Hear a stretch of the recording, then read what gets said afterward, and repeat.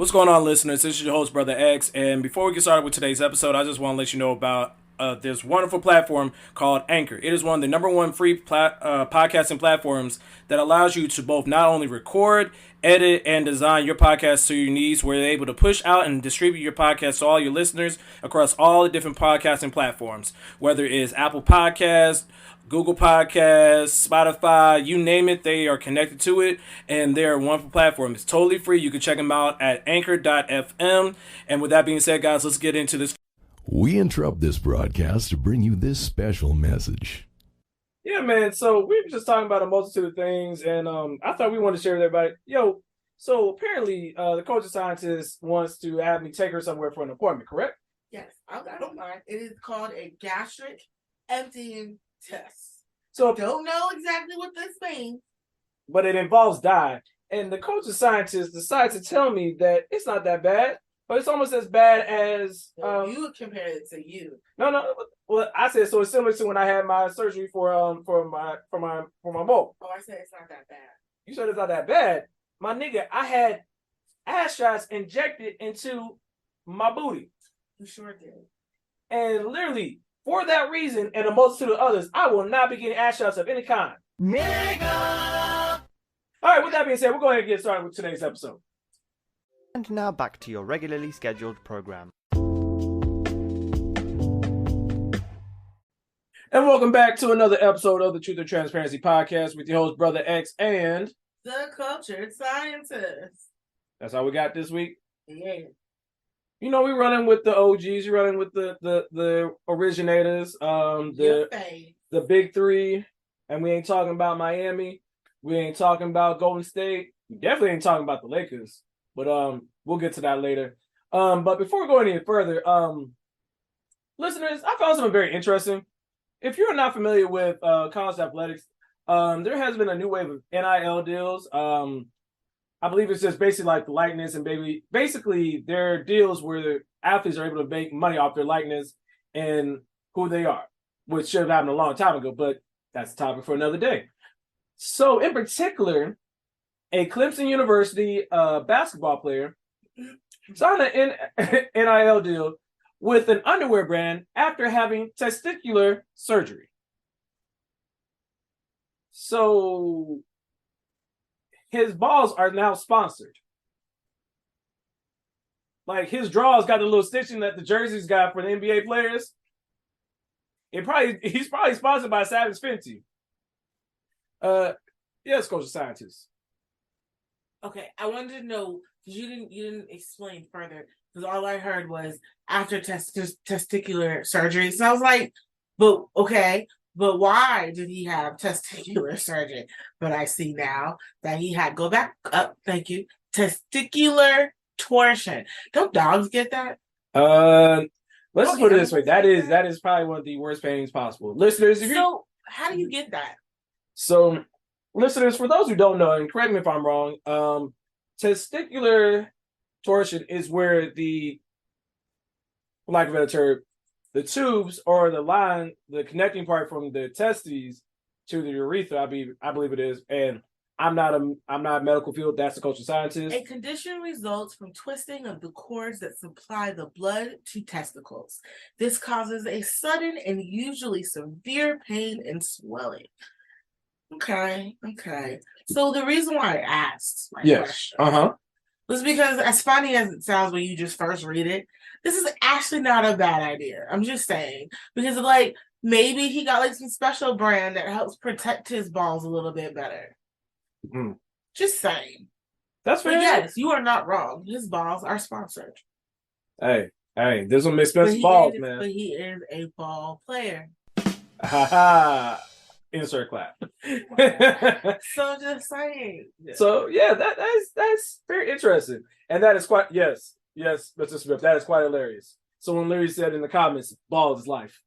I mean, now does that mean that balls he had? is like that would mean I heard. I can only imagine because when y'all get like in some weird position, Dog, if the wind blow the wrong way, that shit hurt. Also, this is a very rare. There's fewer than 20,000 cases per year in the U.S. I actually had a resident when I was in college as an RA actually go through that. Ooh, this can be dangerous or life-threatening if untreated. Oh yes, you're talking about like the things that turn into grapefruits. Ooh, this can last several months.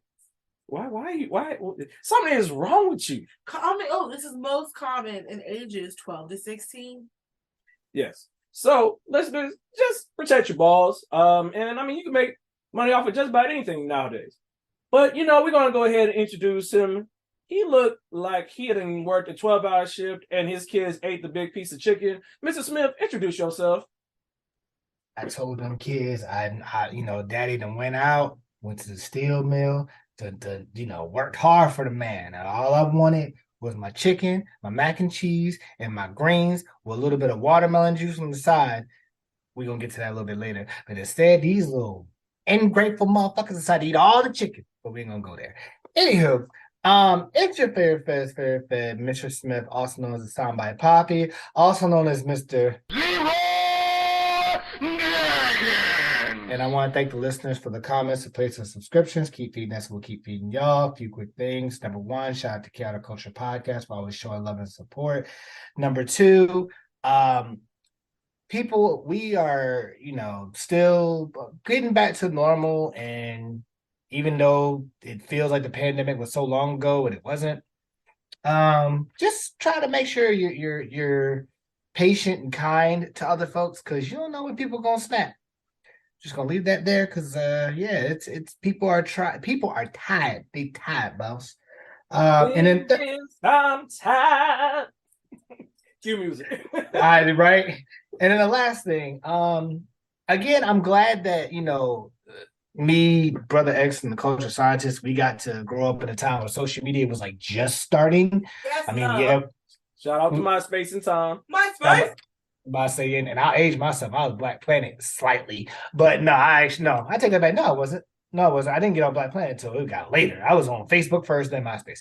But for those of you who want to go to social media about everything, I'm going to remind you something that the culture scientist said, something that Brother X said, and something that I've said. Not everything needs to be on social media. And what I mean by that is there's a TikTok going around where a girl is saying the face when you go in to take a pregnancy test for a pregnancy scare, and you come out and you find out that you got herpes and cancer. Hey, yo, what the fuck? And she's dancing in the video. Man, we kind of didn't need to know that. That's kind of like a personal thing. Like, I would be devastated. Like, hold on, wait a minute. Hold on. Like, it's not even the fact that you got the herpes. It's the fact that you got cancer and you're dancing about it. I don't know how to feel about that. It's like, I don't know if I should feel. You excited about the wrong struggle is what you are. Yeah. And I mean, I get it. Certain people, they got to do certain things to like make themselves feel better. But maybe it's just because of the way I was brought up. Not everything need to be on social media. But that's neither here nor there. Back to you, Brother X. If you ever listen to that part. Okay, I love you, nephew. You know who you are. You know which one I'm referring to. Not everything needs to be on social media. Love you. That's it. Yeah, man. Just let them know. Sorry, you said it. I was like, if he ever listens. Yes. All right. Well, that's just one thing. But I would be remiss. I think Mrs. Smith was supposed to bring this up, but we're gonna bring it up anyway. Culture scientists, it's winter time. Winter. And you like to keep your feet nice and warm, right? So how about I offer you a pair of the Astro Boy 11s? Absolutely not. Listeners, if you have not been on social media over the last probably 48 hours or so,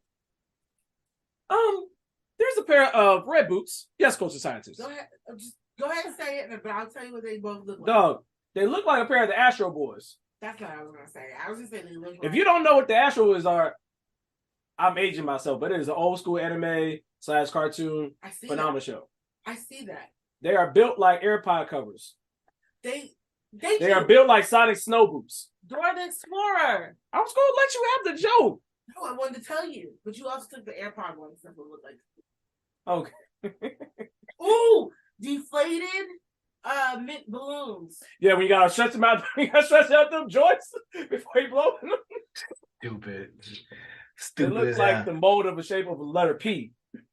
They look Duh.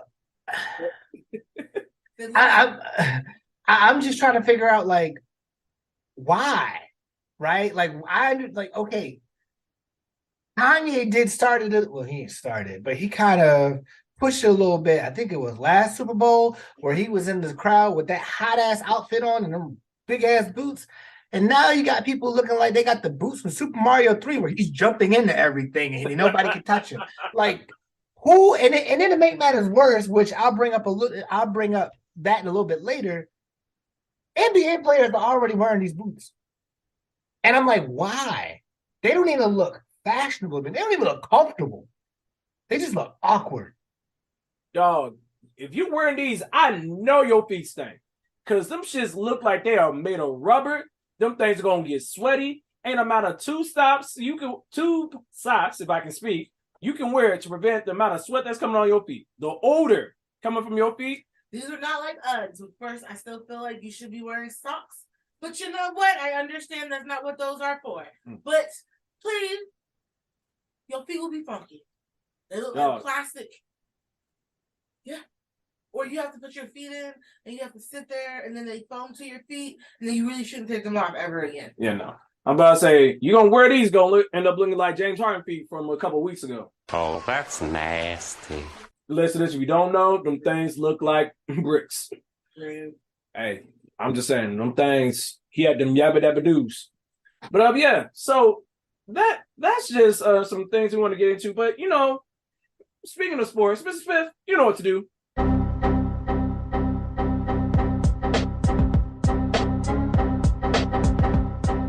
Okay. I'm gonna keep it a little short, because it's kind of like in a weird limbo state right now with a lot of things going on. So we mentioned last week that the NFL, they had their Pro Bowl weekend, which nobody really pays attention to anymore because the Pro Bowl is a joke now. They did have a couple of like games that was really interesting. The 40-yard dash, I kind of like really laughed at because everybody thought that like Tyreek Hill, well, I still feel that Tyreek Hill is the fastest NFL player outside of him and DK Metcalf is 1A and 1B.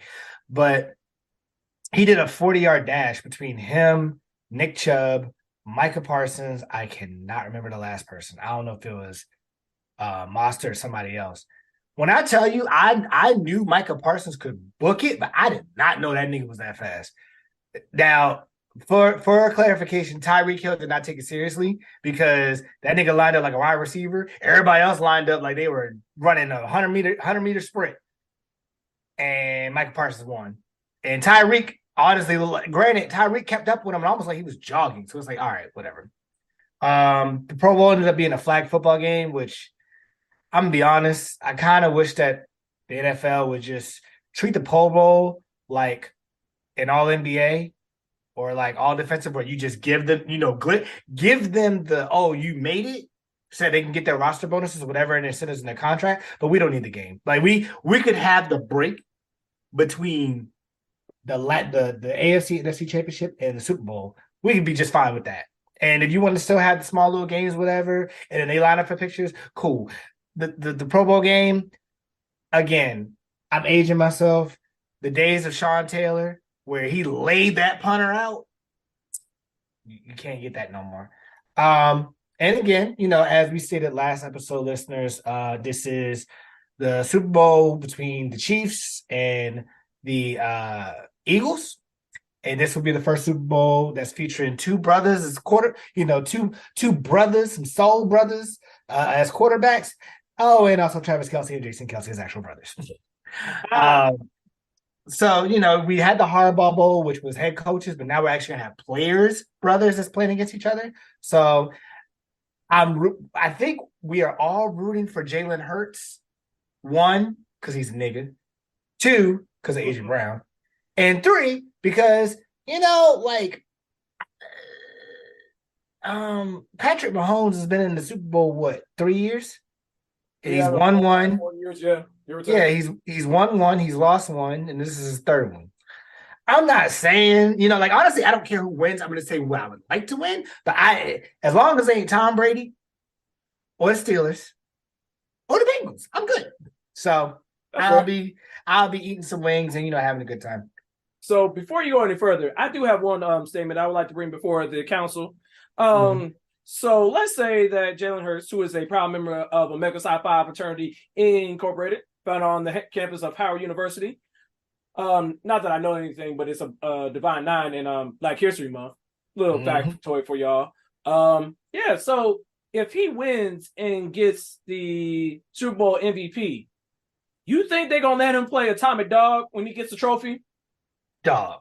If he sets out a hop after getting Finals MVP, this would be officially stamped as the blackest Black History Month ever, and I will be all here for it. Dog, I promise you, if I just hear some electric guitar or the wow, yeah, no, dog, it's a wrap. But continue. So we're gonna go to the NBA, and the first thing is gonna be about Ja Morant. Now, Ja Morant is a up and coming. Well, he's not even up and coming. He's kind of established himself at this point. Definitely young. Probably I want to say he's 24, 25. I don't know exactly where. I don't know how old he is, but he's one of those budding superstars that's going to probably take the reins as the new face in the NBA once people like LeBron and Steph and who's the other one I'm thinking of that is old and needs to retire? Chris Paul. Once they get down, right? And win a championship. Steph Curry's stepson.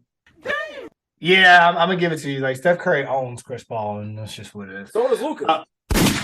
They share your custody. Oh, yeah, I ain't gonna lie. As a Phoenix Suns, I was hoping for Chris Paul to finally get a ring. The fact that you let Luka Doncic do that to you in Game 7 on your floor in a win or go home game, and you let that man go off on y'all like that, and he's not even playing his full potential. He's laughing halfway through the game. Unbelievable. Can't let it. But anywho, so Ja Morant apparently was playing against the Pacers. The Grizzlies were playing against the Pacers. And after the game, he got into a heated exchange with several members of the Pacers traveling group. Within that, he then got into an all-black SUV. An all-black SUV was slowly driving past the traveling party, in which the slow-moving SUV that Ja Morant was riding in had a laser sight coming out the windows, pointing towards the traveling party for the Pacers. And to that I say, listen, I don't play about a lot of shit. That's where you cross the line. I don't care if it's, oh no, we just had laser point. Nah. Because anybody that could trigger PTSD, you'll know what the hell people got going on. Anybody coming back from the military, they see that might trigger them, and you don't know what can happen, right? And for that matter, my nigga, John, this ain't you, okay? In the immortal words of 8 Mile, but I know something about you. You went to Cranbrook. That's a private school. Nigga, that's not you. You play for the NBA, okay? You are a great superstar. I believe the Warriors though, but that's beside the point. You said what? Can't beat the Warriors, but that's beside the point. Yeah, no, you can't. But you literally signed a 5-year Supermax extension, $200 million extension last summer. You do not need to be doing this, okay? Please learn from Miles Bridges. Please learn from them folks that fuck up their money. Because Michael Vick was a bad man until they brought him down for dogs. It can happen to you. And before you know it, all the people that was riding with you, they ain't going to be with you no more because you ain't got that bread. Just hoop, be the bad man you can be, win a championship. Okay? And there's no need for you to be going off like that, but whatever. Moving on, Kyrie Irving, who is the person that was dealing with anti-Semitism, I think it was the word. Semitism, thank you. Remarks when it came to one of the documentaries that he watched, requested a trade. And I mean, I didn't say requested. I feel like that was more of a demand. because he wanted to get a contract extension from the Brooklyn Nets, and the Brooklyn Nets were like, "We are going to give you a contract extension of the money that you want, but it's going to be tied to you winning us a championship." And Kyrie was like, "Give me a trade because that's going to be damn near impossible with this roster." And they traded him to the Dallas Mavericks. Now, the thing is about this, with the Kyrie Irving trade, Kyrie has already stated multiple times he wanted to go to the Lakers. And if it was a one-of-one trade like Russell Westbrook for Kyrie Irving and maybe a first-round pick, I could see that. Or a one-of-one, I'll take it. But the owner, Joe Tsai, was like, I'm sending you anywhere but where you want to go. And, I mean, he's the owner, so I get it. I don't feel bad, though. I mean, I don't This is the first time he requested a trade because he's basically not getting what he wanted, which, I mean, he's well on his rights as an athlete and as a person. Like, say you did that. Now, you don't have the emotional or the work equity to request things. Like, if you show good faith, according to what your contract and what they expect of you, then yeah. It's one thing, like, if you do it, then great. Yeah, you feel bad for him, but that's the same person that you have, dog, they only won one series, one playoff series together. Mm-hmm. Him, James Harden, and Kevin Durant, where they're all together, and they're supposed to be the next super team. Yeah, that didn't happen. So the trade was basically Kyrie Irving and Markieff Morris goes to the Dallas Mavericks for Spencer Dinwiddie, Dorian Finney-Smith, a 2027 second-round pick, a 2029 first-round pick, and a 2029 second-round pick. Now, me personally, Brooklyn got the best of that deal. I'm sorry. They got the best of that deal. You're talking about you get some draft picks back and you get a space floor spacer like Spencer Dinwiddie. Yeah, we're going to see how that's going to happen. And then for that matter, one of the biggest things that Kyrie wanted to have is wherever team that he was going to be like, all right, we're going to actually commit to getting a long-term extension with you. Dallas already said, we don't believe we're going to be able to get along. This is more like a rental. I'm like, damn. I don't know how that's gonna work when you go to off season. So it's gonna be interesting to see that. But I feel bad for Kevin Durant because he's kind of like in a bad predicament due to the fact that he signed that extension and like he's kind of stuck until they can figure some shit out. Dog, he got hit with the Will Smith. Why don't he want me, man? Facts, big facts. But you know where you can come, Kevin. You can always come home, Kevin. Oh, Lord. You know where you can come, Kevin. We did it once, Kevin. We can do it again, Kevin. I'm gonna leave it at that before I start tampering. You're gonna have a Warriors lose a second round pick because of that. Basically. But you said that, not me. You're right, because I'm not a Warriors fan, so that's not tampering on my behalf. Anywho, of course, the biggest story of all is one of my sports idols, LeBron James. He did the unthinkable. He actually broke the NBA all-time career scoring record that was held for 38 years, I believe is what it is, 37 to 38 years by Kareem Abdul-Jabbar, a.k.a. the captain. He came into the game needing only 36 points to break the title. And literally, listeners, as I'm gearing up for the game and I was working and I looked at the pregame, and the first thing I noticed was, oh, this nigga got a headband on. Nigga done fucked up, right? No.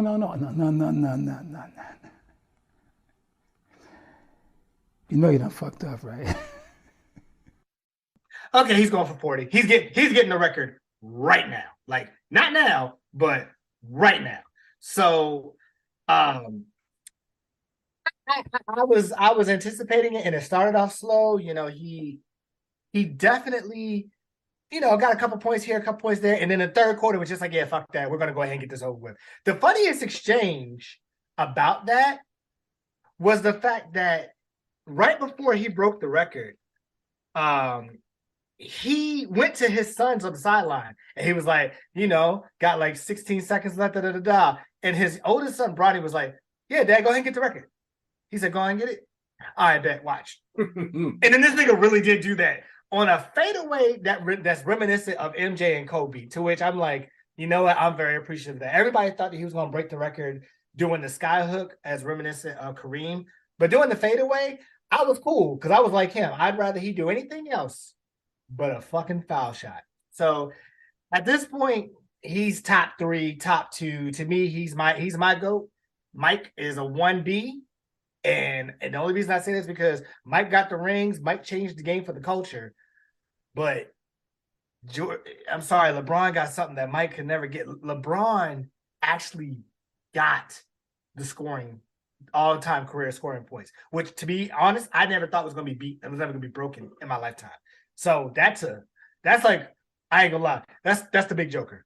That's the big joker right there. Now, the argument can still be stood for whatever, but teach his own. So I'm looking forward to see how far he pushes that record. And of course, by the time you're listening to this, it won't be. But at the time of the record, breaking news. Cue the music.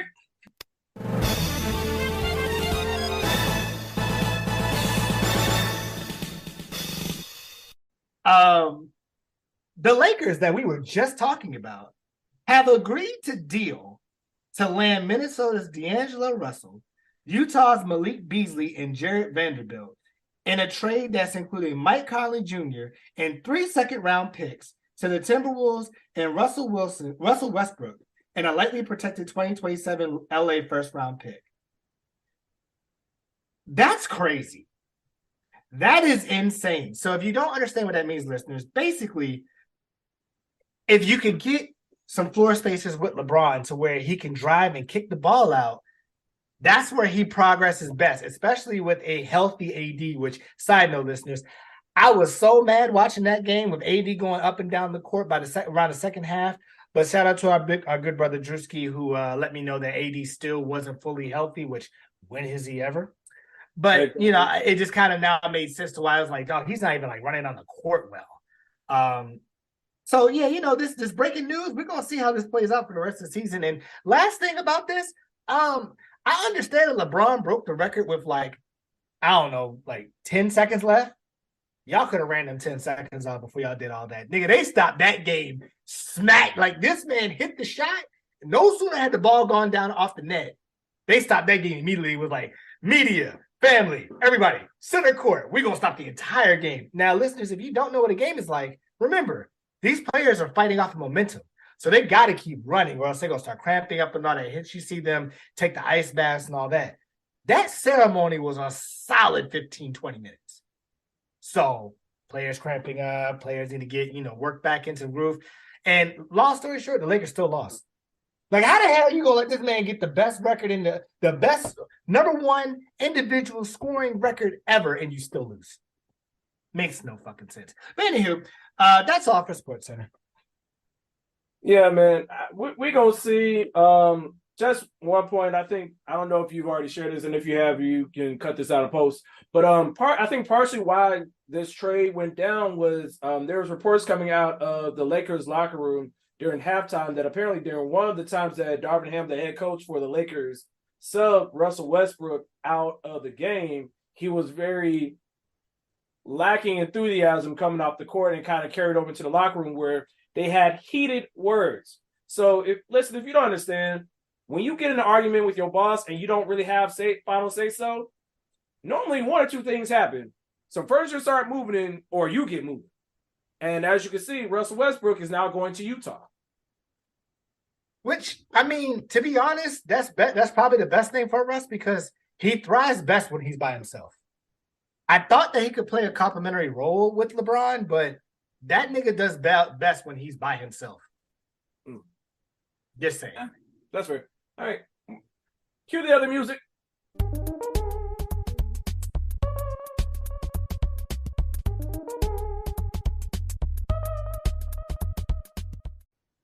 We weren't going to stream anything, but I think you have something you want to share with the guests. Okay, guys. Hey. We have the Culture Scientist streaming. She's back. So I just want to pull. It's going to be an oldie but a goodie because why not? It's also Black History Month, so you got to pick from the goodies. So I want to pick out because I've been rewatching it at night. Girlfriends, listen. you gotta watch Girlfriends on Netflix. Rewatch it as many times as you want to watch it. Because it's a great show and it shows you in the 90s. Well, just shows you what it means to just have a girl core group. Okay, so yeah, that's all I gotta say about that. It's Question. the show Girlfriends, and Tracy Ellis Ross is awesome. Question: who is the real villain of the show? Tracy Ellis Ross. Okay, we just had to make sure we put that out there. And At what's the least name? in my opinion. I mean, I loved her character, but her character was extremely flawed, and so was her best friend Tony. Oh boy. But that's a whole nother story. My favorite was Lynn and Maya. Phenomenal. All right. Now we're gonna go ahead and get into our next segment of the podcast where we talk about Now Mind You.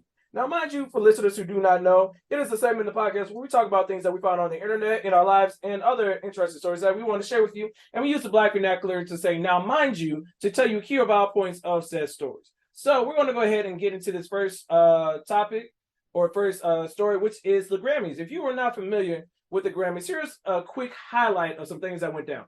Thank you, Mrs. Smith. You know I'm blind, so I can't really see things. So first and foremost, shout out to one of the GOATs you got, or the EGOT winning person, Viola Davis. Listeners, if you do not know what an EGOT is, and I need y'all to help me out if I get this wrong, it is an Emmy, Grammy, Oscar, and Tony. Did I get up? Hey, thank you. Yes, Viola. Woo! Sweated that because I was like, please don't get this wrong. But Did she have her natural hair out? I believe so. I believe so. Let me go I believe she's post How to Get Away with Murder, so she wears her natural hair a lot more. All right, so we're not gonna talk about that. All right, so you have that. You also had the hip hop tribute for 50 years of it being in existence. We had all these different artists coming out. If you haven't checked it out, you could probably find it on YouTube, but it was a phenomenal performance. People had their opinions on like who should have been on there, but dog, you try to contain 50 years of hip hop, let alone try to contain all the rappers coming out of Atlanta.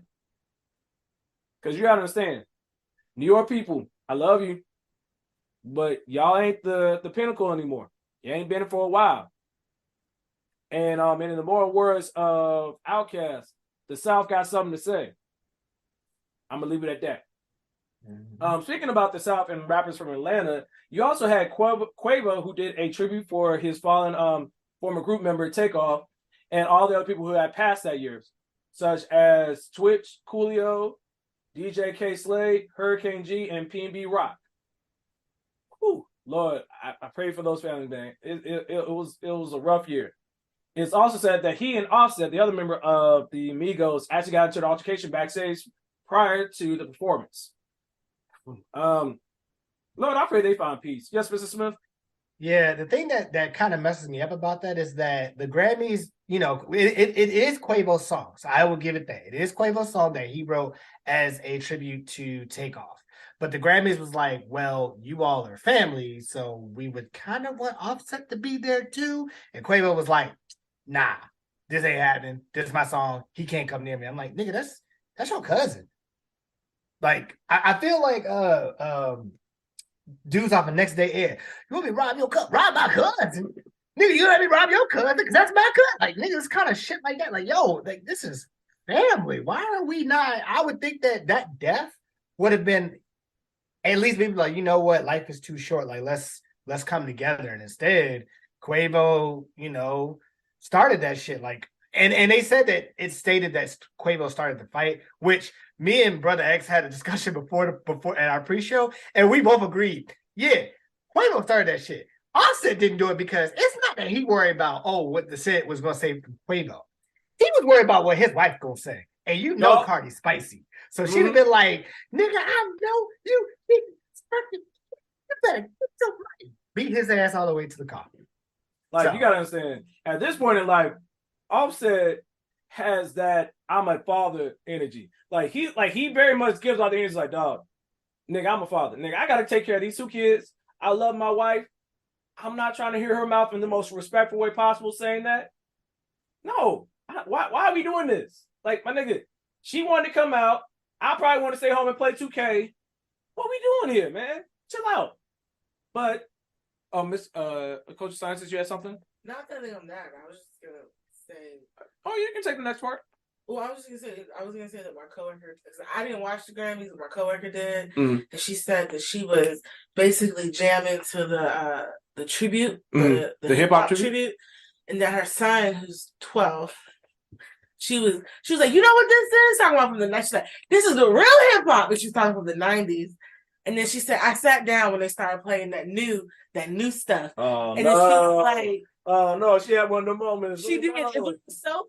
She said her son was like, he was doing that, whatever, some new stuff. I don't even know what it is. You But sound like a whole black mother Look, right now. But it was so funny. With your robe on. I'm okay with it because I've listened to 90s music, so I probably would have enjoyed myself quite a lot. Where we leave off at? The next one right there. Tennessee State University Aristocrats of Bands win the Best Roots Gospel Album. That's cool. Becomes the first collegiate. Woo! Sorry. Mr. Smith, play that back and post, slow it down. Don't do that. We got him. Collegiate.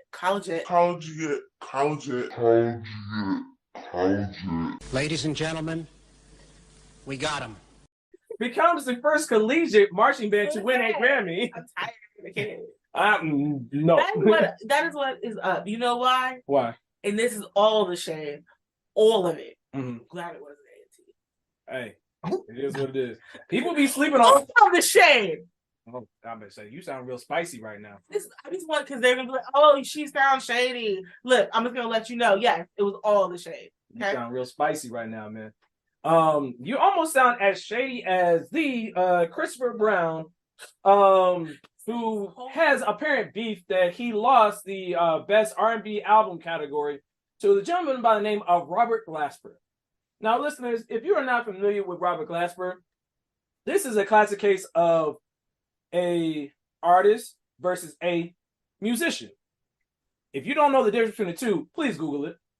An artist is a performer who can actually have to do some type of music, dance, or things of that ilk. A musician has the understanding and the knowledge and the technical skill to be able to write, produce, create music of their own without the need of others.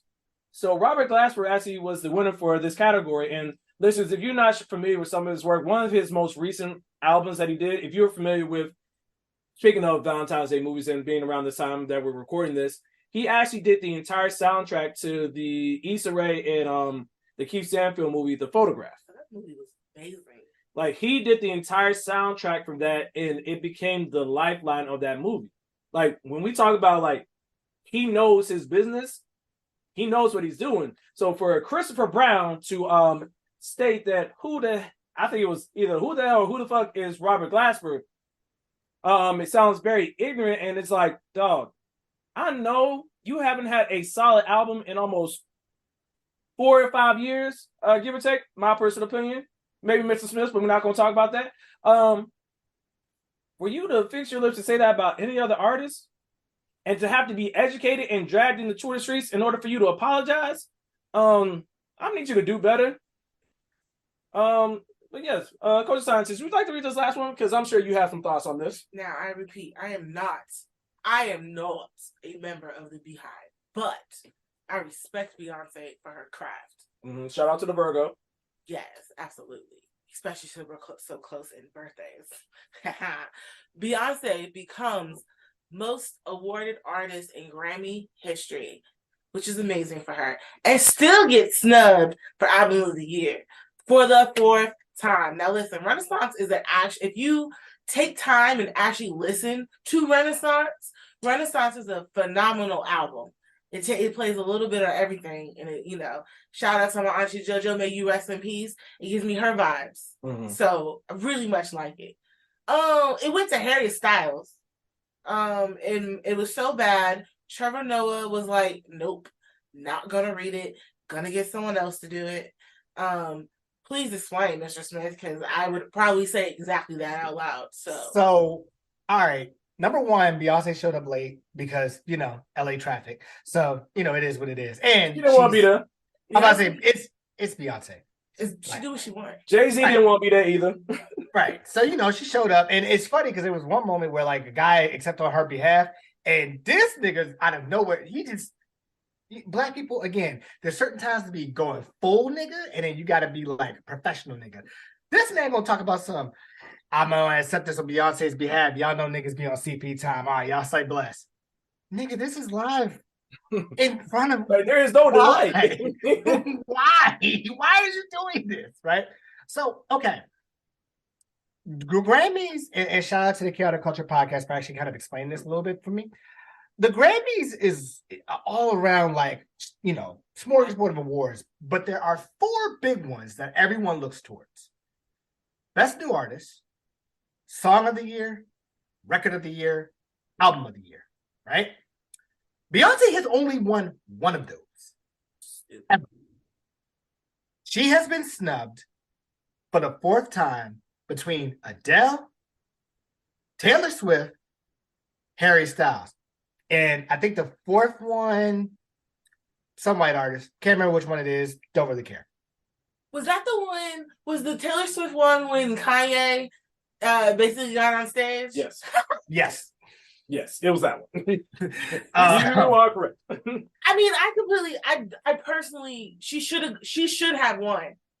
Dog, All of those. honestly, In all honesty. yeah, it should, like, even if it wasn't her, there are other artists in that category that I would have respected. Black.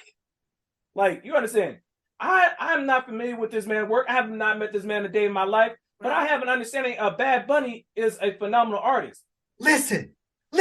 When me and Teacher Bay were watching it, and we was like, okay, album of the year. The first thing that we said is, well, we want Beyonce to get it, Right. but we feel like it's going to go to somebody else. And we said, okay, which one do you think? I was like, well, Adele does have a powerful voice, so I guess she needs to get it again. And then she was like, but Bad Bunny. And I was like, oh, you're right. He is international. Okay, I'll give you that. But okay, so to get back to what the thing that Culture Scientist was talking about, Trevor Noah is tasked with presenting the album of the year, which is like one of the biggest, like pretty much the biggest award. He brings, they did something different this year where like the Grammys had fans come in to to like a closed, to the table talk, whatever, about why they believe such and such artist should get it. And they brought those same people that did that on stage to be like, okay, Trevor, I think in his mind was like, Beyonce's going to get it, and it's going to be like a good way to, end off the whatever. He reads the nominations off, or the nominations get read off. This man says an Oscar goes to. He opens the thing, and when he looks down, Grammy. Sorry, the Grammy. And the Grammy goes to, and then he looks down, and when you see this man's face, you can immediately tell it's not Beyonce because he immediately went, nope. Walked straight to the white woman that voted for Harry and said, you can go ahead and read that. And the white woman even looked shocked, like, Harry Styles. And Harry's like, what? Like, everybody in the crowd is just like, what just happened? And the man, if you ever look at Adele, there's someone that took a camera phone, or a camera phone, God, I sound old, that had one that had their phone, right, and they were recording. And you can look at Adele, and Adele even knew immediately when he said, you can go ahead and read it. She kept back like, I know they didn't do this again. And as soon as they read Harry Styles, Lizzo was in the same category. Obviously, she's, Lizzo could have won. Come on. Yes. Harry. And so Lizzo was just like, oh my God, I'm so excited for you. Adele was like, now y'all know, I would have taken myself or Bad Bunny, but y'all know this is Beyonce. Like, even everybody, and at that point, everybody on social media was like, okay, Academy Awards. Hold on, 2 things. 1, this is the definition of giving something to a mediocre white man for showing up. Yeah. 2, this is almost as bad as when Macklemore won Best Rap Album. Well, you know what? I ain't gonna lie though. I might have to put this over it because Hendrix deserves this. Right. Deserves it. Hendrix, Maybe not. She deserves one of them. Let me put it that way. Yes. I'm not saying this one, but one of them. I'm saying this one, but carry on. But yeah, like Kendrick, like, was I heard about that Macklemore one? Yes, and I'm still pissed off to this day. But this one was like, of all the people to pick, you pick him? Right. And I'm talking like, okay, you gave Record of the Year to Lizzo. Not mad about that because About Damn Time was playing every fucking where. So I'm cool with that. You didn't give her Song of the Year. And now you couldn't even give her Album of the Year? when that's all, again, when you can shut down streaming services because of a fucking album. I ain't never heard no Harry Styles person say like that. I ain't never heard that. Do I know a Harry Styles song? He Probably not. used to be on the group One Direction. No, I know who he's from. I know of him. I know his name, but I don't know nothing else. I don't care. I see what he looked like. And apparently he's supposed to be attractive. I don't know. He's all right. For a white boy, on a scale of 1 to 10, for me, he about a 3. But I could see from a black girl liking a white boy perspective, non-lip having, maybe about a bottom. But other than that, can't twerk nothing but her on back. a white girl level, I could see how maybe he's like an 8 for a white girl level. But no, I don't. No. My man looked like he used to wear Birkenstocks. I like Birkenstocks. Hold on. With the Nike socks. Okay. Anyways, moving on. What I wanted to say is, Noah said, "Look, I'm not about to get yelled at by Kanye again. I'm not saying he was there, but he said, I'm not about to do this. I don't want to be the person to give the bad news again. Nope, not me." That's why I feel like everybody was like, nah, bro. That's what it would be. And see, to me, the last thing I'm going to say to this is, again, this is the 4th time she had Album of the Year. The last 3 nominations, I Am Sasha Fierce in 2010, the self-titled Beyonce in 2015, and Lemonade in 2017. Lemonade! Now, I ain't gonna lie. In 2015, I was like, she need to win that one, because I felt that album more than pretty much all of them. Like Lemonade, cool. Right? Which one? Which one was? Don't tell me year. Tell me album. Oh, the album Beyonce. Oh yeah, that was good. That one was good. Self-titled. Yeah, like I that was when I was like, okay, she need to win this one. And then even Lemonade, I was like, yeah, she need to win this one. And this one, like, even though it's not my favorite album, I still understood like the impact and the risk and everything, kind of similar to like Kendrick. And you mean to tell me you couldn't even give us the protocol of being like, oh, I'll go to Adele or I'll go to Liz. Nigga, you went to Harry Styles? Fuck out of here. Yeah. Beyonce, stay home with your kids, collect your coins, go on tour, and fuck them white men. Continue. I would say this is probably why she barely shows up to award shows to begin with. Well, but so she probably literally left the arena and put her bonnet on with the quickness, like, take me home. No parties. None. Silk bonnet. As much as I would like to go, the way my bank account is set up this year is not happening. So I'll just be watching it on everybody else's live streams. Fair enough. And enjoy from there. So moving on from this to another very interesting story. Listeners, if you're familiar with this, since this is Black History Month, there is a very interesting case of a Mrs. or the Miss for University of Coppin State. She basically like represents like the Mrs. If you don't know, you haven't been to any form of education. School, yo. More or less. School. More or less. Like an ambassador for the university. So this particular story is about Coppin State University in Maryland, I believe it's correct. They are the Golden Falcons? Eagles? Eagles. Yeah, Golden Eagles. And this particular story was brought to our attention because Latin student becomes Miss Coppin State, but faces backlash from critics. Keelan Perez ran unchallenged for the title at the HBCU. Keep that in mind. Yes, Coach Scientist. So why the fuck are we complaining? I'm glad that you asked. Mr. Smith, take it away. Keelan Perez made history as the first Latina to be crowned Miss Coppin State at HBCU in Baltimore. Shout out to my hometown. Although she ran unchallenged for the title, the 22-year-old's new title did not sit well with some who felt she did not deserve it because of her ethnicity. Perez, who was a nursing major and a sergeant in the Army Reserves, posted a fun TikTok video titled "When Both Baltimore HBCUs Mr. and Miss See Each Other." She told the Baltimore Banner 80% of the video's comments are attacking Perez for being Latina and Miss Coppin State. An Instagram post from Perez has over 1,000 comments, many full of hateful remarks. Now, it was a mixture of me invading their space. How did Coppin allow this to happen? And that they are confused and Black people can never have anything, she told the Banner.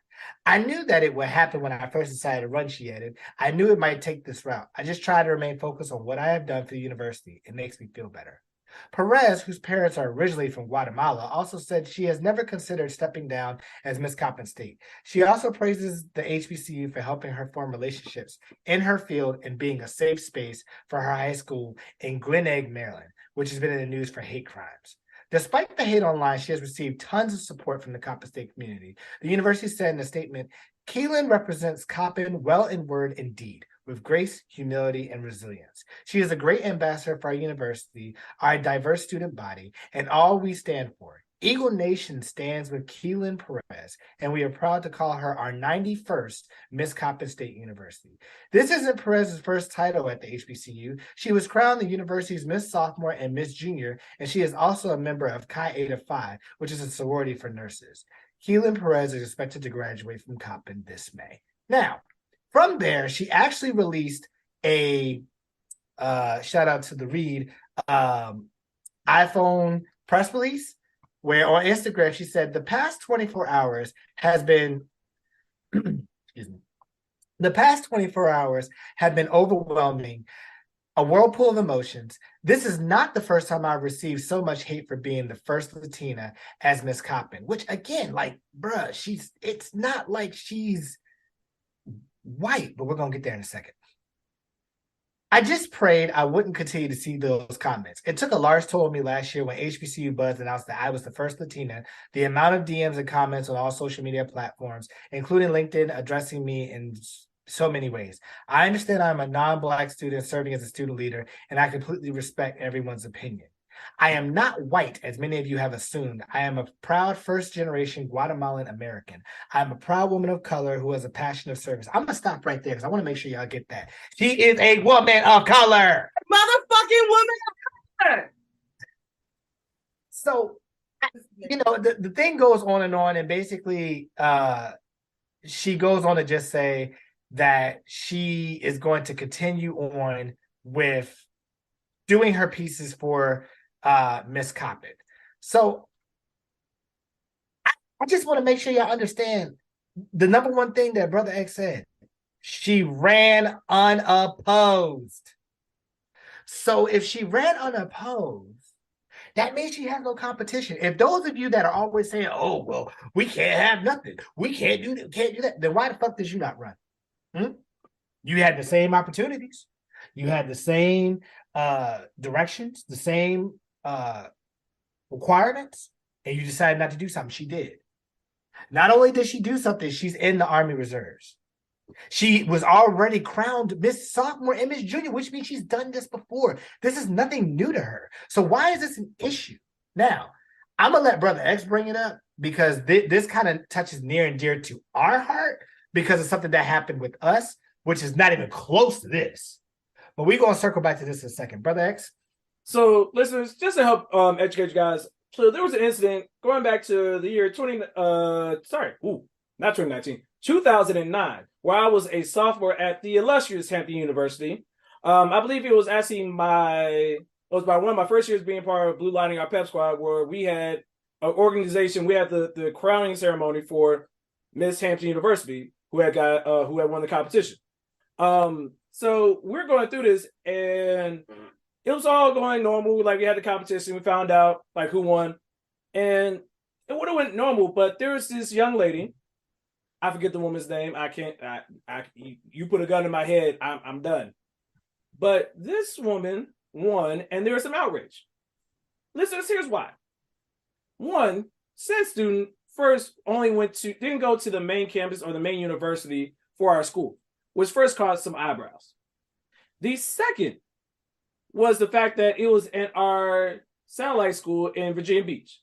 Thirdly, it was the fact that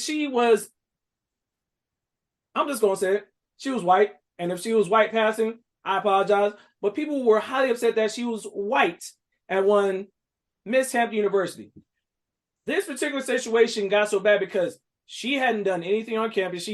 It was very apparent, because it's different from this situation, that she had done nothing to be engaged in the community there or had any type of connection to the people. Like, no one knew who she was. They were still questioning whether or not she was even a student at the school, period.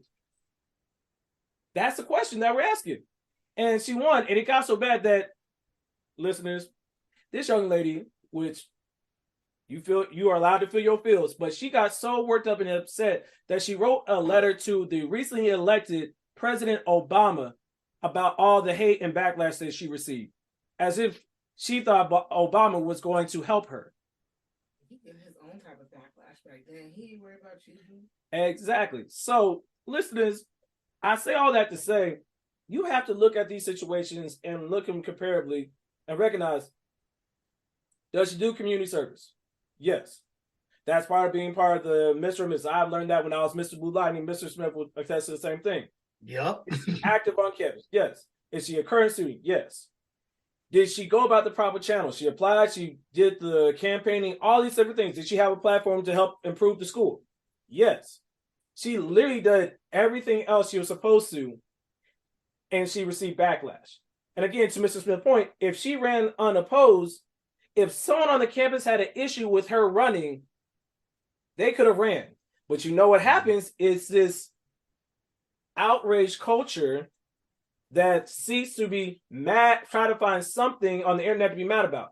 I guarantee you, the same type of people who are upset about her winning Miss Coppin State are the same people who are mad that people who went to HBCUs and are upset about how Deion Sanders handled the Jackson State situation and how Ed Reed handled the Bethune-Cookman situation. We're talking about, oh, you're just a guest here, or talking about she's just a guest there. My nigga, y'all speaking on HBCU business, y'all the motherfucking guests. To quote Christopher Brown, how you gonna hate outside the club? You can't even get in. Like, you're not even from HBCU to understand the culture and the background and where it even came from, how this is even possible. If this is the case, then we might as well treat HBCU as an only Black institution and not open our doors and do the same exact thing that these PWIs did to us. Make that make sense. Mr. Smith, go ahead. I just ended off with this. Oh, I'm sorry, Mr. Smith, hold on. Go ahead. I must give Coach Side to her piece. Sorry. All I was going to say was the term for the schools are historically Black. Yep. The whole point of these historically Black was to help us get education, make sure we have the same opportunities. And now the HBCUs are able to offer to everybody. We are not there to discriminate. So also to that point, if we are catering to people who are people of color as well, why does it matter that they're not Black? If our focus still is very much on uplifting people of color, especially within the Black community, why are we pulling down and what's the word I want to use? Like trying to break down this woman who has done nothing wrong, right, except uplift a historically Black college to represent the historically Black college and university to the highest possible that she can. So that when she goes, other people are like, oh, where did you go? I went to Coppin State. I missed that is a good thing, I would think. I can understand, again, it's a whole different story if she was completely white. Yes, we can address that a whole nother day. Right. But right now, the whole point is she's a woman of color at a historically Black college. That does not mean we only accept Black children. It's all people are welcome. Yep. We are trying to show examples of, this is how you're supposed to treat a human being. Right. And welcome to our culture. Right. So, I mean, listeners, you let us know what y'all think in the comments or your feelings or your opinions on it. Let us know on social media. But, dog, there's so much bigger shit to fry. Mr. Smith, goes out on this topic. Yeah, I'm going to just end off like this, right? You have somebody that actually is doing the work, as we said. She went to the channels. She's not using this as just a title, because obviously if that was the case, she wouldn't have been Miss Sophomore and Miss Junior.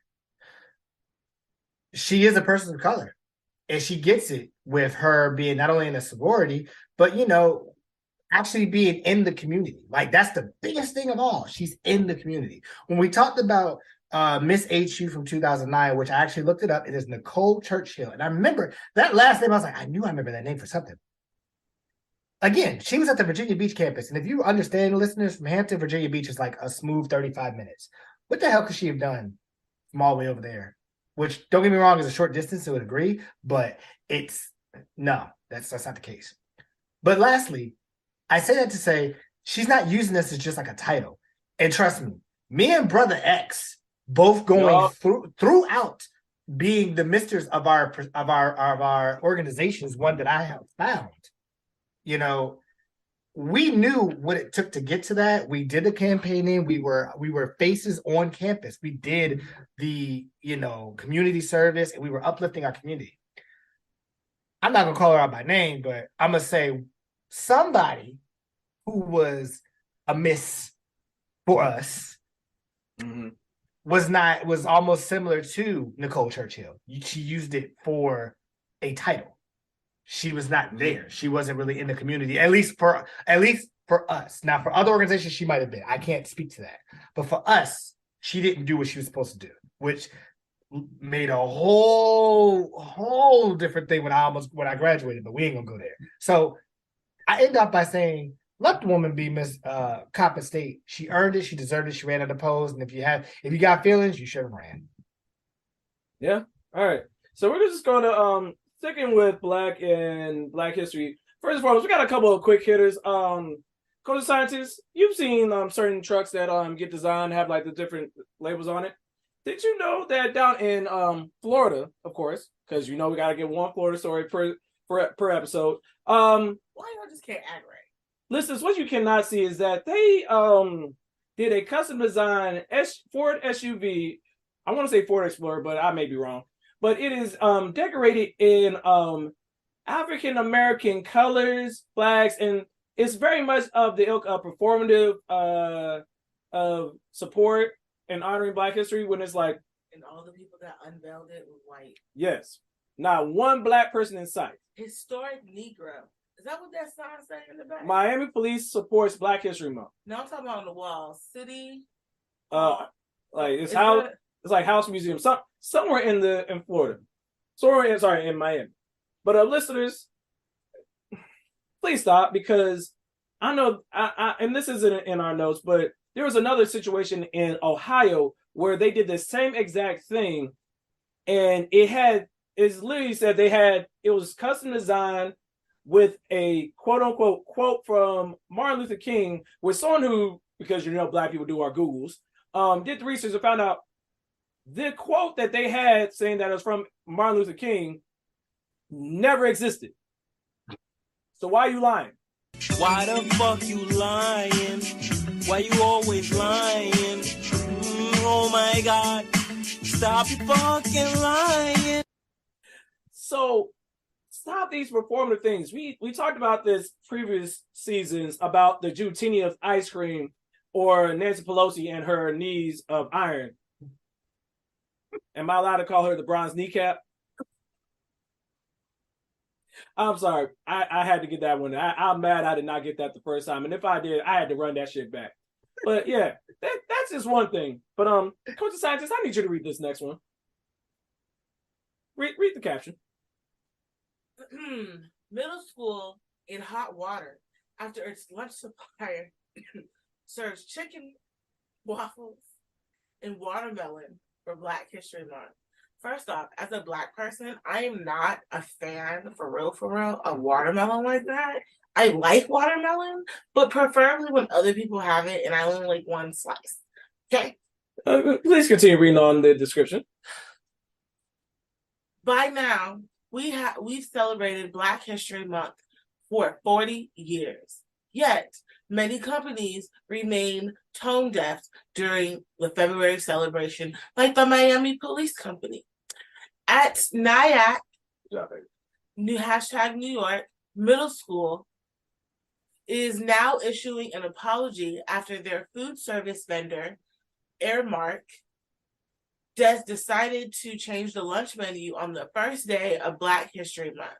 NIAC Middle School students were served fried chicken, waffles, and watermelon on February 1st. Pause for a second. Hold on, pause. Shout out to Fried Chicken Wednesdays. Funny enough, Mr. Smith, pull up the calendar. You want to know something? Do you know what February 1st was? It was a Wednesday. Yeah,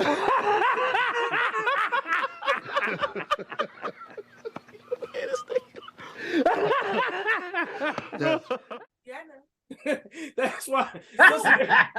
No, listen, you gotta understand. When me and Mr. Smith were talking about this shit, we was like, wouldn't it be hilarious if it happened to be on a Wednesday? Is the chef black? I don't know. Because then they made it went to an HBCU and they knew about fried chicken Wednesday. There is someone black that needed to be fired because it's like you knew what she was doing when it was a Wednesday. Fish Friday. Mr. Smith. All right. However, school officials say this menu was served without their consent. Definitely a black person. Guaranteed. One day after the meal debacle, Principal David Johnson sent a letter to parents apologizing because I bet you parents was mad. For the regrettable situation. Different thing. He expressed his disappointment. He expressed his disappointment in the Airmark for randomly serving food items that were not a part of the monthly published menu. The vendor also apologized, maintaining the chicken and waffles were not meant to be a cultural meal, but was simply a matter of bad timing. Look, I feel like there are like 1, 2, maybe 4 lines in this incomplete statement that I just read. Okay. No, it's crazy. Like, Mr. Smith, if you are a parent and you find out this happens at your future child's school, what you gonna do? How you feeling? So the first thing I'm gonna do is I'm gonna be like, all right, who the owner of this place? You, come here. What school you go to? Did you do this because it was Fried Chicken Wednesday? Okay, I just want to make sure. I see you. You ain't shit, but I see you. Then I would have to sit my child down and explain to him, listen, excuse me, Junior, when, W-H-E-N, when you go to a HBCU, understand that this is a delicacy every Wednesday. And sometimes, depending on the HBCU, you might get fried fish Fridays. You never know. But I would be more so just kind of like, I would have to look at the company and see like where are you trying to go with it. Now, if it's an all black company, then I'm like, again, maybe there might have been an HBCU grad. But if it's a white company, I'll be like, all right, bro, you was good until you put the watermelon. Like, to be fair, if you wouldn't have had the watermelon, honestly, two things right at the same time, I would have thought you were just another black boutique that's serving brunch, chicken and waffles, shrimp and grits, and your occasional mimosas. So the watermelon is what makes it. It really is. I really quickly though, if they would have did this with like an educational, like let's learn about so like how soul food became a thing, that would have been different. Like if they made this a teachable moment, that would have been a good idea. But there was no teachable moment in this at all. And then secondly, the part where it said for randomly serving food items that were not a part of the monthly published menu. So nobody thought let's maybe do like a Black History inspired menu during Black History Month for their pre-planned out menu so that it would not be discriminatory the way it comes off right now. Well, to give some insight, not discriminatory, racist the way it comes off right now. So to give you some insight, a lot of times these companies do produce this out as an educator. They do say that. Now I will speak to the possibility of the thing that legitimately there are some schools where the principal or the people leadership may not be fully aware of it because they are not in tune with the day-to-day stuff that's being shared. Now, the fact that it got back to them means that it got through the entire school day without someone saying, hey, we might need to change things up because the meal is already determined before the day comes. So if you're not in tune or someone who's working at the school in the cafeteria doesn't say, hey, this might be a problem, then by the time it gets to the principal, it's already too late. The niggas already got the hot sauce. Because yes, listeners, these kids get hot sauce during lunchtime. Chicken can't be dry completely. Well, so mind you, this has happened in other places. But again, shout out to Fried Chicken Wednesday. Mr. Smith, I'm gonna end on it. I just gonna end on this. At the bottom of it, right? This same company, it says, though the company claims they weren't intentionally trying to serve a Black History Month lunch, they have been guilty of crafting a stereotypical racial feast in the past. In 2018, NYU students were offered a well-planned Black History Month menu that included ribs, cornbread, collard greens, mac and cheese, and most upsetting, red Kool-Aid and watermelon-flavored water. Now, again, it would have been fine if you didn't put the Kool-Aid or the watermelon-flavored water. You could have spun that, and then when me and Brother X looked at this, the first thing Brother X said is, "I know they did not give them kids the ribs, because that recess would have been quiet." Oh yeah, no, little Johnny gonna be over the corner. Johnny, why didn't you play tag with us? Man, I got that itis. Shout out to Riley from the Boondocks. Yes, best burger ever. But listen, we got one last quick hitter before we get into this week's topic. I know we've been gone all over the place, but nothing is as crazy as this one particular situation.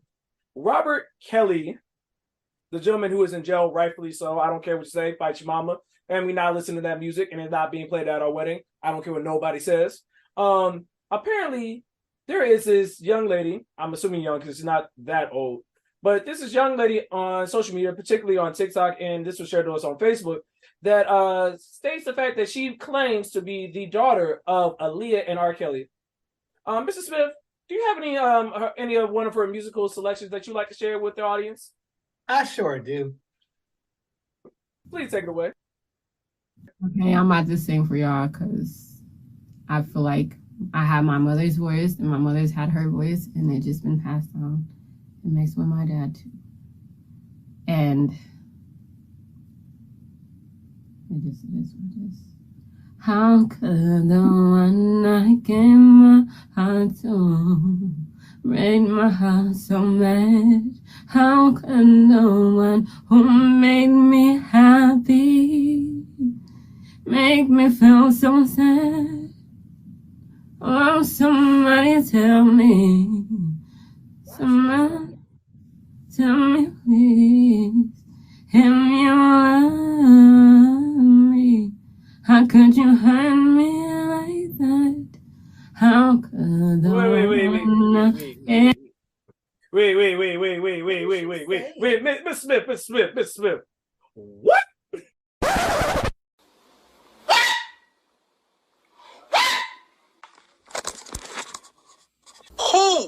Who gave you the right, the permission, the audacity? If you don't get that bullshit out of my face, bitch. Hear anything? What? Listeners, if you're wondering what the hell you are listening to, we are wondering the same thing. The coach scientist's face was very confused and befuddled, trying to understand what on God's green earth is that? Because that ain't singing. That is some mumbling. That is some watermelon. If you get the reference, you stood in line somewhere. Can we just let Aaliyah rest in peace? Yes, let our Robert Kelly rot in jail, what she should. Rest in peace to Aaliyah. Drake, you was never gonna get her, so I don't even know why you sing about her. But like, where is this coming from? Like, listen, there's actually more to this, but basically it just came out of nowhere, just kind of saying that she was the daughter of Aaliyah and R. Kelly, and it was just like, why? On the big bingo board of 2023, this was like, who asked for this? She kind of looked like R. Kelly, but I don't see the Aaliyah. And then she tried to put that white bandana on her head, like reminiscent of Aaliyah. Girl, quit it. Dog, you look like you sniffing for clues is what she's looking for. I'm sorry, Mr. Smith, go ahead. I need to see the receipts, the birth certificate receipts. So ahead, I'm glad you brought that up, because I'm thinking the same thing to myself. Like, as she said that, she was the daughter, the secret child of Robert Kelly and Aaliyah. I'm thinking to myself, you look nothing like Aaliyah. Now, Robert Kelly, you got his nose. I'll give you that. But no. Now, I'm also not trying to shame the woman, because, we are a mental health podcast and trying to be a lot better. But at the same time, these are bold claims. And again, it's not like Aaliyah can defend herself. She has been gone since what, 2001? It's been over 20 years, and you just came out of left field with this. Secondly, if you're talking about you are the child, let's just, for the sake of argument, say that you are the child of Aaliyah and Robert Kelly. That would mean you were born in 1994 when Aaliyah was 15 and Robert Kelly was God knows how old. And you mean to tell me that would mean that you about 28, maybe 29, I think. My math's correct. I think that's about right. So it's like, I'm good. And then don't get me wrong. You can't pick your parents, but I don't know if I would ever want to say I'm the child of Robert Kelly. That's a bold hill to die on. Yeah, man. So how old? She also looked like she only 16. So like, see, I would make a music joke, but I can't because it's in poor taste because of Robert Kelly. So we just gonna leave it there. So I know where you were going with that. You ain't shit. You ain't shit. I caught it. I didn't say it. I didn't say it.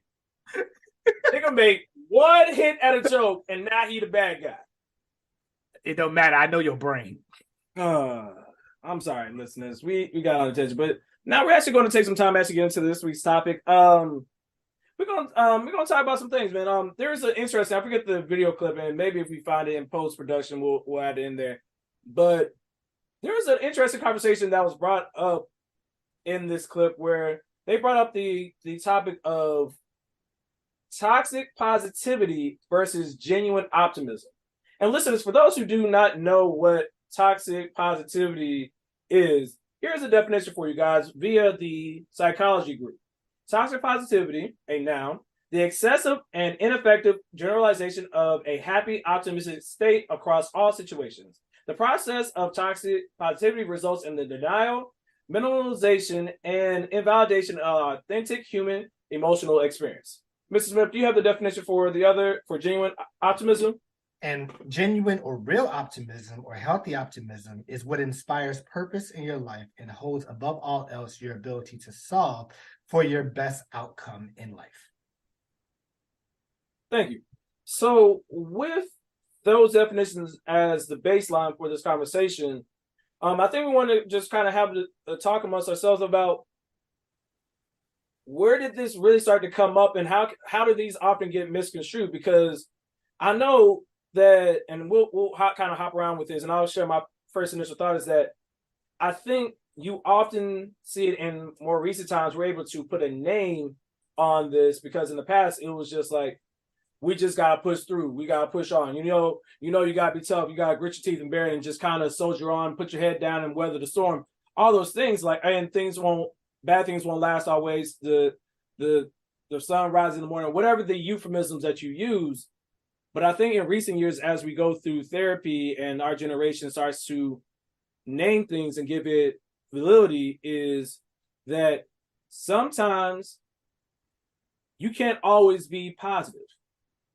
Trying to be positive regardless of how bad a situation is and not being genuine with yourself about what is going on, you end up denying what you're feeling, and ultimately it comes out in a negative or unhealthy fashion. Whereas genuine optimism to me is that you recognize that you're going in a sinful situation. You acknowledge those emotions and you recognize those feelings, you claim them, you acknowledge them, but you're also trying to move forward in spite of that, which sometimes makes it sound like it's the same thing, but when you really look at it, the acknowledgement of what you're feeling that's underlying there, and in spite of that, you move forward, that's the difference. Because something that's positive, toxic positivity is, say, for example, a mother saying, well, sometimes you just got to do what you got to do in certain situations, you got to move forward. Whereas sometimes you have to recognize, hey, this is tough. This is making me upset. I'm trying to do my best, but this is hard. But I'm going to still try to do the best that I can, and that's okay. Does that make sense to you guys? Yeah. Mr. Smith? So I kind of had that happen prior to us recording. And I mean, you both saw it. I was livid about earlier today and just the transgressions of what went on throughout the day-to-day activities. But I didn't try to make it seem like, well, if I could just push through whatever, like you guys allowed me to have the space to let out my emotions and just kind of, okay, let's reel it back in, but I can at least be human for a hot second, because none of us are born robots. We can't just be like, well, we're just going to walk this out, whatever. Like, you know how people always say, pull you up by your bootstraps. Well, it's been worse. I mean, a good example of toxic positivity is when Trump got elected, and people said, well, if we could deal with 400 years of slavery, we could deal with 4 years of this. Like, it's not the same. It is not the same. Like, do you understand? I don't think you guys really understand what's about to happen. And lo and behold, we are waiting for a rude fucking awakening. So being able to understand that there will be times that it's like, you know what, I actually can be positive, and if the situation presents itself, I can breathe that, versus, oh, I just got to push through and be positive. Sometimes, I shout out to one of my other best friends, a Red Wolf. He always told me sometimes the best thing to do in a room is to shut up and just listen. You don't have to always be the one to have the first word or to talk. Sometimes you can learn just as much by not saying anything. And sometimes you can't be the happy person in the room. If you are always happy, then we all can tell something's going on behind closed doors. Just calling it what it is. So that's just my take on it. I think, and I'll let the coach scientists get in on this. I think it's almost like it's a superhero syndrome. Like, you look at the with Superman, where he has that pose where he's like looking off to the distance, like unflinching, like unwavering confidence that everything's going to be all right, everything's going to be okay. I have nothing to worry about because everything's going to work out in my favor. And the difference between real life and that comic book or that superhero is that it's written that way, that things end up in a positive outcome. Genuine optimism is that, yes, I have a difficult situation, and even if it doesn't go my way, I'm going to try to stay positive, but not unrealistic. Does that make sense? Mm-hmm. Coach of Scientist, you had something? Basically, it's okay to not be okay. And True. It's okay for you to recognize that things might not always work out. I feel like I am like the extreme example of toxic positivity. Like, oh, I'm gonna be fine. I'm gonna graduate. I'm gonna get my degree. I can work it out. I can do it. I can do it all. And it was too much of, I can do it. I've done good. I can do it. And I think, unfortunately, it's built into, especially within the Black community. And this is just like, I think, just one of the other layers that we have to talk about when it comes to our mental health and how we deal with things. Because, like you said, toxic positivity, just because you survived a certain amount of things, so like, that's okay. I survived HIV. Cool beans. I survived it. I'm still surviving it. However, that doesn't mean other things can't affect me. Right. So for me to say I'm gonna be fine, or, oh, I survived that, so I should be able to survive anything, that's really, really, really, really ignorant. Like, I think that it puts an unrealistic level of expectations on yourself and an unrealistic level of pressure, because it's like, if you end up, like, if things don't go how you're saying, what is going to be your response? Because if you put your eggs in all the baskets, like, oh, of course this is going to go well, everything's going to be right, I don't even have to worry about what if it goes wrong. It is a balance between having positive hopes and wishes and having realistic expectations, and to be able to keep yourself grounded so you don't get too high, too low. And one of my favorite phrases is you're able to regress to the mean, where it's like you're even keeled. You're able to assess the situation and recognize, hey, this is a challenging situation because of the work hours that I have, but I also recognize that this is rewarding because of the impact that I have on my students' lives. That is a realistic expectation. That is genuine optimism. Like, hey, this is a challenging situation, but we're going to work our best to make the best out of the situation. Whereas a toxic positivity person would say, oh, nothing's wrong. We don't have any issues here. Everything is fine. Everything is happy-go-lucky. Don't look over here at these other stuff. Look at me smiling. Doesn't it seem great?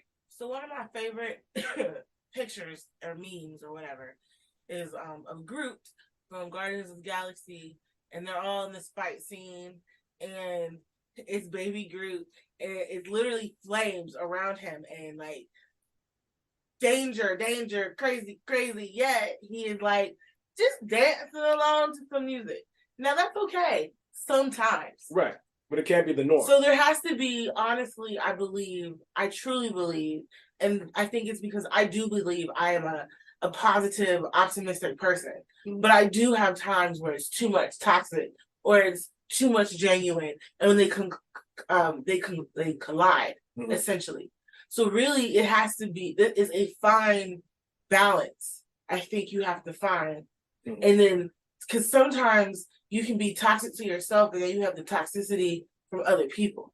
Like, for example, what you were speaking on earlier, he's speaking of some of my own personal experiences. I have wonderful people in my life who consistently believe in me and have faith in me. However, it's like, when I finally express that, okay, I'm tired. Like, I am tired. I failed and I'm tired. But I still believe I'm going to be fine. And like, that is the genuine optimism side of it. But for me to just constantly be told, it's going to be okay. It's all going to work out. It might not work out. We really need to stop consistently saying it's all going to work out. Right. Because it might not work out. And you have to be okay with something not working out. Because if you don't know how to handle something not working out, and that toxic positivity becomes the part of your destruction. Like, you have to be okay with it not being okay. You have to be able to be in that space where it's like, I recognize that this is the situation I'm in, but I'm not having unrealistic expectations, because if you put this situation on a pedestal and you're being like, oh, it has to be this way, and then when life happens, as life tends to do, you have the greater fall, because now you don't have good foundation or stability from it. And this could be from friends. We're not just talking. This is not, like, to be very clear. You can get the toxic positivity from every single person in your life. All people can accidentally contribute to that. Yeah. And I mean, you have it is a piece where you have it both internally and externally. And I think that speaks to having a tribe that is realistic with you.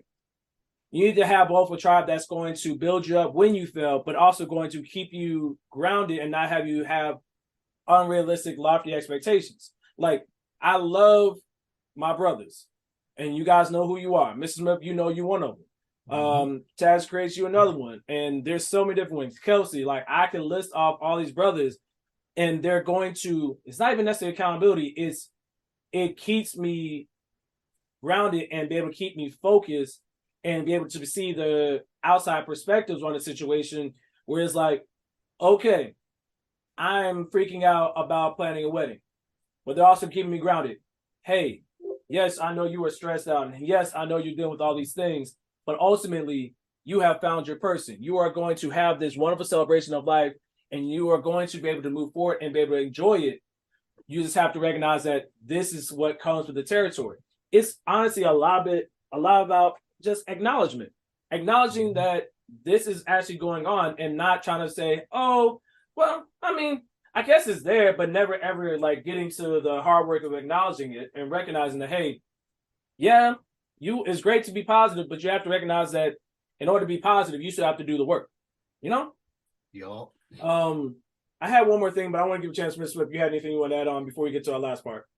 Yeah, it was just the fact that, I don't want to rehash a lot of what you guys said, but it's really a thing that you have to understand, is that you can have your emotions, and as Brother X said, if you have a tribe or a group that is kind of a callback to the HBCU experience, and especially with the Miss Coppin State, I'm sure that she has a group of people in her circle that's like, girl, we understand this is some bullshit, but we got your back. Right? Not saying that, oh girl, everything gonna be all right. Like, that's the toxic positivity. But it's like, this is some bullshit. But we still gonna be here for you.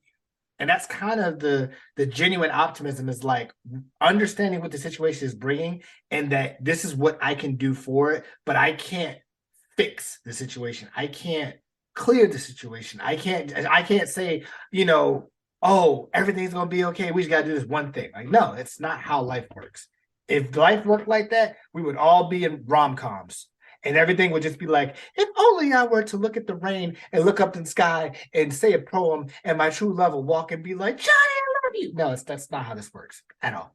Not even close. Really don't. So like just understanding that if there's nothing else that you took away from this, understand that as long as you can feel the emotions and that you realize you do not have to be always positive, like, yes, always strive to have a happy life, a life that is suitable for you, but understand that not everything is going to go your way.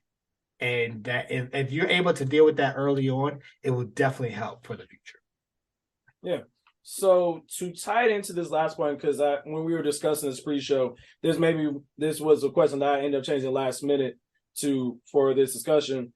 With it being Black History Month and with so many of these key points that we're talking about, I wonder, and my question, I'm going to open it up to you guys, is that how do you think this versus or these two concepts relate to the Black experience? Because I feel like when I started thinking about it, I'm like, for me, I feel it's almost like the words of capture.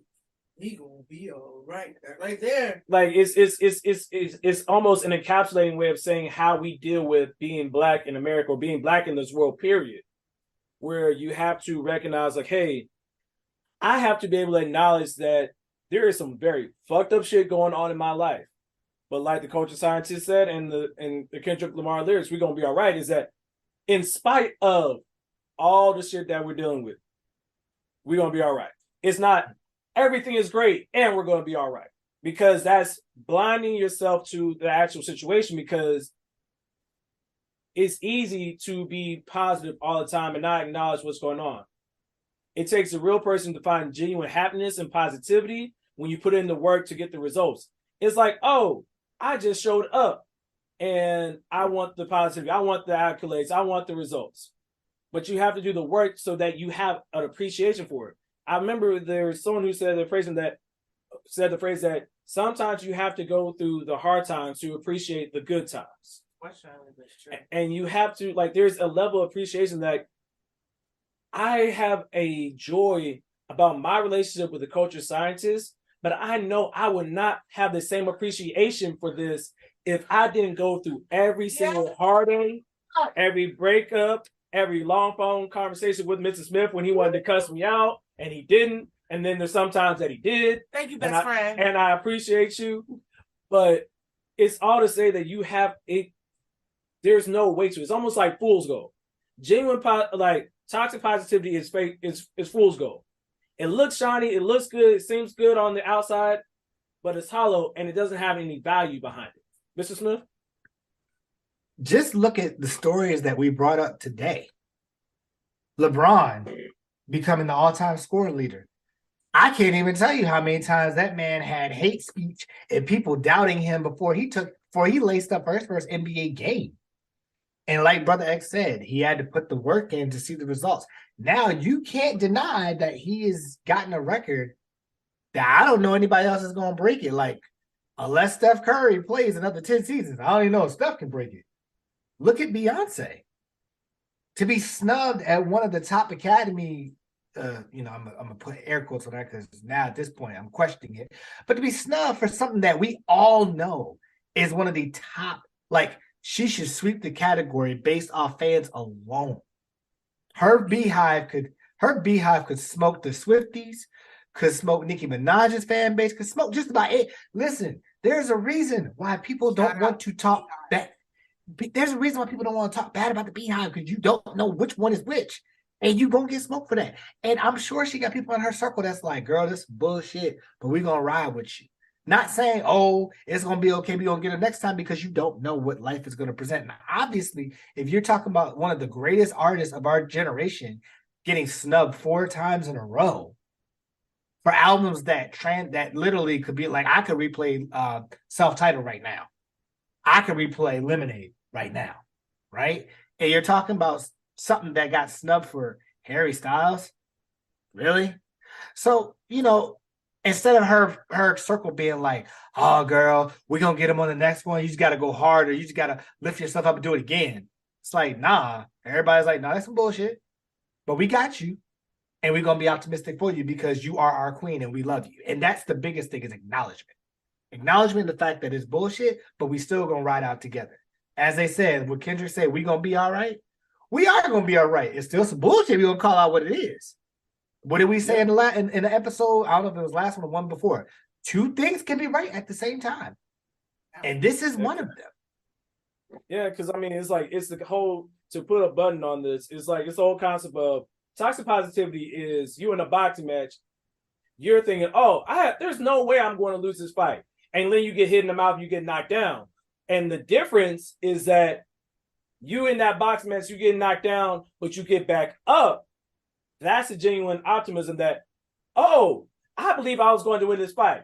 There are some hurdles and bumps that are in the way of me doing that, but I'm not going to let it keep me down. I got you. No. But still, I rise. Ain't no other words that need to be said. Mrs. Smith, play the music. So I think that's a good place to put the conversation at. Transparent moment. I'm about to say. The transparent moment for this week is just taking time to recognize and do some self-examination in whether or not where you're following on that scale or in this discussion, whether you realize that some of the stuff that you're handling or how you go about it is more toxic positivity or is it more genuine optimism? And if you're not sure, have these dialogues with your friends because sometimes people are trying to be strong when they need to allow themselves to be realistic and be human because not everybody can be Superman. Hell, no one can be Superman. It is a fictional character. That also kind of leads into imposter syndrome. That is very true. I don't know if I feel like we've done that before. We might have to do a part 2 of that.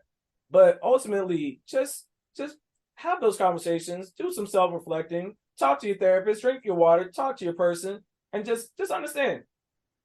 Even when it's not okay, it can be okay. And if it's not okay and it's not going to be okay, keep moving forward. The acknowledgement that is important.